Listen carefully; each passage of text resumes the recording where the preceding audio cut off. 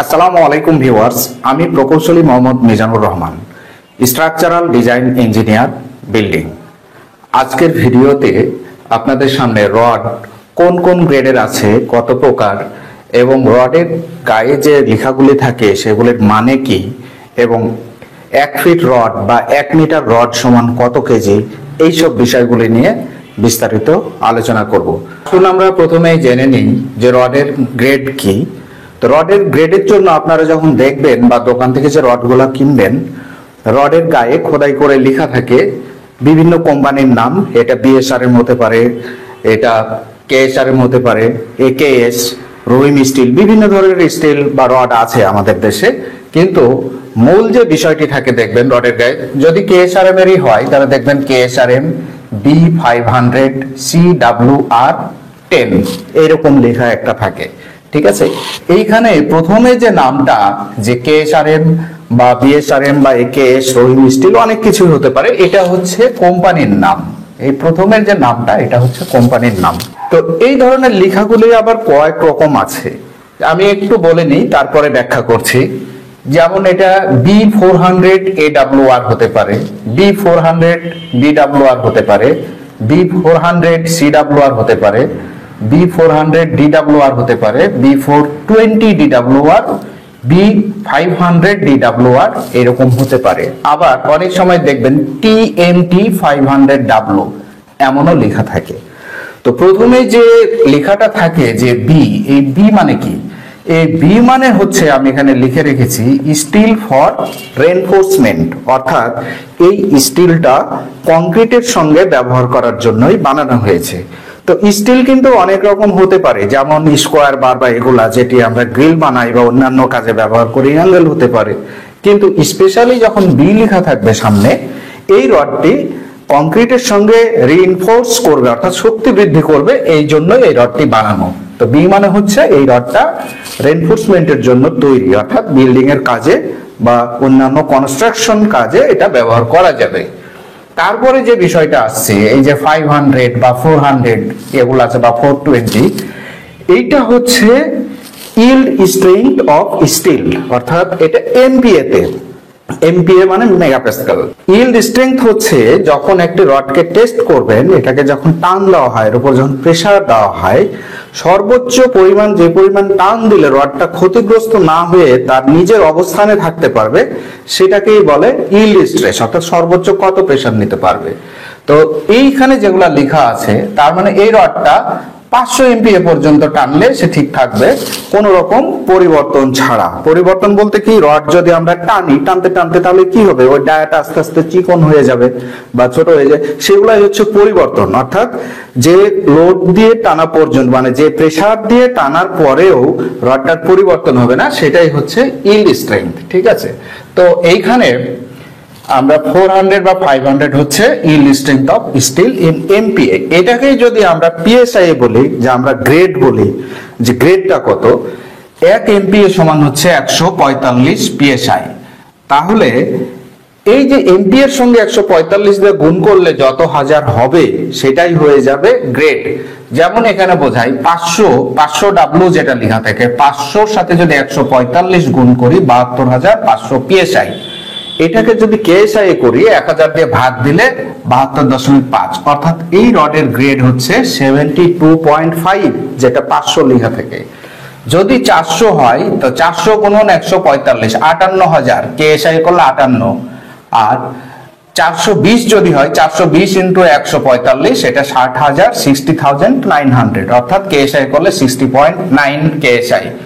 এই দুটাকে আমরা 60 গ্রেড বলি। অ্যাকচুয়ালি এটাকে 58 গ্রেড বলতে হবে, এটাকে 60.9 গ্রেড বলতে হবে। ঠিক আছে, কিন্তু এই রডগুলোকে 400 বা 420 হলে আমরা 60 গ্রেড বলি। এখন এইখানে দেখেন এরপরে আছে কোথাও সি লিখা, এ লিখা, বি লিখা, সি লিখা, ডি লিখা আছে, এই ধরনের লেখাগুলি থাকে। এই এ বি সি ডি এটা কি জিনিস আসলে? এই এ বি সি ডি হচ্ছে স্টিলের ডাক্টিলিটি ক্লাস। একটা স্টিলের 4 ধরনের ক্লাস আছে, ductility class A, ductility class B, ductility class C এবং ডি। এখন আমরা জানবো যে ডাক্টিলিটি ক্লাস আসলে কাকে বলে। তো আমরা ইল্ড স্ট্রেংথটা জেনে গেছি যে ইল্ড স্ট্রেংথ কি, যে পরিমাণ প্রেসার বা টান দিলে রডটা তার কোনো রকম ক্ষয়ক্ষতি ছাড়াই তার নিজের অবস্থানে থাকতে পারবে, সেটা হচ্ছে ইল্ড স্ট্রেস। আর আরেকটা স্ট্রেস আছে, সেটা স্ট্রেংথ হচ্ছে, সেটা হচ্ছে কি টেনসাইল স্ট্রেংথ। টেনসাইল স্ট্রেংথটা কি, এটা হচ্ছে যে ইল্ড স্ট্রেসের পরেও রড কিন্তু আরো লোড নিতে পারে। কতক্ষণ পর্যন্ত? যতক্ষণ না এটা ছিঁড়ে যায়। তো এই ছিঁড়ে যাওয়া পর্যন্ত যে লোডটা নিতে পারে সেটাকে বলে টেনসাইল স্ট্রেংথ। তো এইখানে আমরা ডাক্টিলিটিটা পাবো কিভাবে? টেনসাইল স্ট্রেংথ ভাগ হচ্ছে ইল্ড স্ট্রেংথ। মনে করেন 400 এমপিআর রডটা আমরা 400 দিয়ে টান দিলে রডটা ইল্ড হয়, কিন্তু দেখা যাচ্ছে এটাকে ছিঁড়ে ফেলতে আরো প্রায় 100 এমপিএ বেশি লাগবে। মনে করেন 500 এমপিএ দিয়ে টান দিলে তখন এটা ছিঁড়ে যাবে। সেটাই হচ্ছে টেনসাইল স্ট্রেংথ। টেনসাইল স্ট্রেংথ ভাগ ইল্ড স্ট্রেংথ সমান 1.05 হলে ক্লাস এ, 1.08 হলে ক্লাস বি, 1.15 হলে ক্লাস সি এবং 1.25 হলে ক্লাস ডি। তো এই ক্ষেত্রে আমাদেরকে যেটা করতে হবে, রড বিশেষ করে যেগুলার ইল্ড স্ট্রেংথ বেশি অর্থাৎ সেটা ডাক্টিলিটি বেশি, অর্থাৎ এর থেকে বি বেশি ডাক্টাইল, বি এর থেকে সি, আর সব থেকে বেশি ডাক্টাইল হচ্ছে ডি। তো এখানে ডাব্লু, তারপরে যে কথাটা আছে যে ডাব্লুটা কি, ডাব্লু মানে হচ্ছে ওয়েল্ডেবল, অর্থাৎ এই রডটা ওয়েল্ডিং করা যাবে, ওয়েল্ডিং করার মতো প্রপার্টিজ নিয়ে এটা তৈরি। আর লাস্টে হচ্ছে আর। আর মানে কি? আর মানে হচ্ছে রিবড বার। রিবড বার বলতে কি হচ্ছে, রিব মানে হচ্ছে পাঁজর, খাঁজ কাটা। আমাদের বডিতে দেখবেন যে এখানে পাঁজর যেটা বলে খাঁজ কাটা আছে, অর্থাৎ এই রডটা কংক্রিটের সাথে খুব ভালোভাবে বন্ধন হবে, বাইন্ডিংটা খুব ভালো হবে, যার জন্য এটা রিব বার বলে। তো আরেকটা যেটা বিষয় বললাম যে টিএমটি, টিএমটি কি? টিএমটির যেটা মানে হচ্ছে দেখেন থার্মোমেকানিক্যালি ট্রিটেড, অর্থাৎ টিএমটি বার মানে থার্মোমেকানিক্যালি ট্রিটেড বার। তো এখন আমরা আসি যে আমরা যে বিল্ডিং বানাচ্ছি কোন রডটা আমাদের জন্য ব্যবহার করা ভালো হবে। তো এমপি এর সাথে আমি বললাম যে পিএসআই করলে কি করতে হবে, 145 দিয়ে গুণ করতে হবে, এবং এখান থেকে আমরা সহজেই বের করে নিতে পারবো যে কত গ্রেডের রড। অনেকে 500 ডাব্লিউ কে 60 গ্রেড বলে থাকে, কিন্তু আসলে তা না। 500 ডাব্লিউ মানে হচ্ছে 72.5 গ্রেড, এটা ঠিক আছে। 400 আর 420 এটা যদি লেখা থাকে তাহলে আমরা 60 গ্রেড বলে ধরে নেব। তো এখন আমাদের ভূমিকম্প প্রবণ এলাকায় কখনোই আমরা ডাক্টিলিটি কম এমন রড ব্যবহার করব না। সেক্ষেত্রে বেস্ট রড হচ্ছে 400 DWR এটা, অথবা 420 DWR। এই দুটো রড আপনারা ভূমিকম্প প্রবণ এলাকায় এর বাইরে ব্যবহার করা উচিত হবে না। বিল্ডিং এর ডাক্টিলিটি কম হয়ে যাওয়া মানে সেটার স্থায়িত্ব কাল কিন্তু কমে যাবে। এছাড়া অন্যান্য জোনে হয়তো সি বা ডি।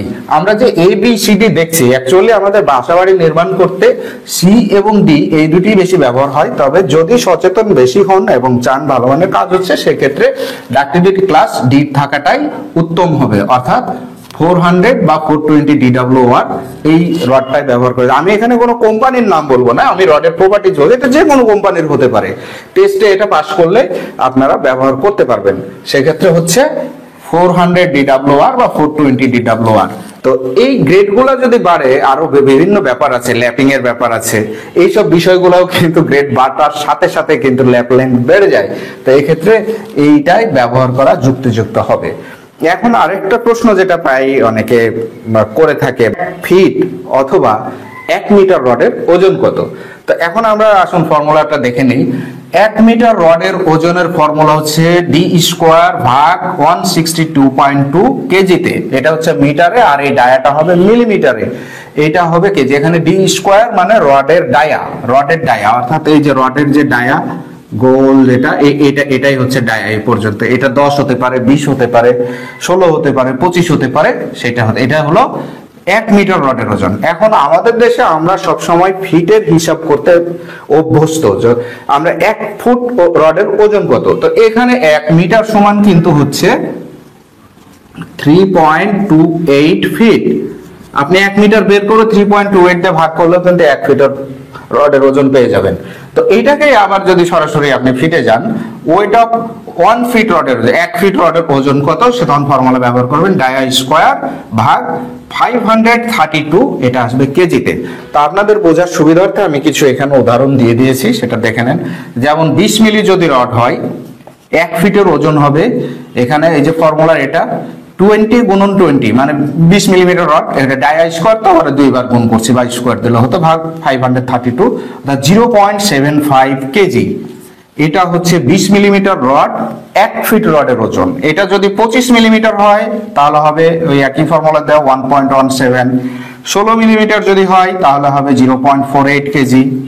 এটা যদি 12 মিলিমিটার হয়, 1 ফিট রডের ওজন হয় 0.27 কেজি। এটা যদি 10 মিলিমিটার রড হয় তাহলে 1 ফিটের ওজন হবে 0.18 কেজি। এখন 8 মিলিমিটার হলে কত হবে বের করে নেন। 8 গুণন 8 ভাগ 532, 532 যা আসবে। এছাড়াও আরো যদি অন্যান্য কোনো মিলিমিটার থাকে এর থেকে, এই ফর্মুলা দিয়ে বের করতে পারবেন। তো ভিউয়ার্স, এতক্ষণ রডের গ্রেড এবং কোন রডটা ব্যবহার করলে বাসাবাড়ি নির্মাণের জন্য ভালো হবে সে বিষয়ে আলোচনা করলাম। তা আশা করি এই ভিডিও থেকে আপনারা উপকৃত হবেন। আপনাদের এই ধরনের টেকনিক্যাল ভিডিও পাওয়ার জন্য এই চ্যানেলটিকে সাবস্ক্রাইব করে রাখবেন। আপনারা সুস্থ থাকুন, ভালো থাকুন, এই কামনায় দেখা হবে পরবর্তী কোনো ভিডিও নিয়ে। আজকের মতো বিদায় নিচ্ছি। আল্লাহ হাফেজ।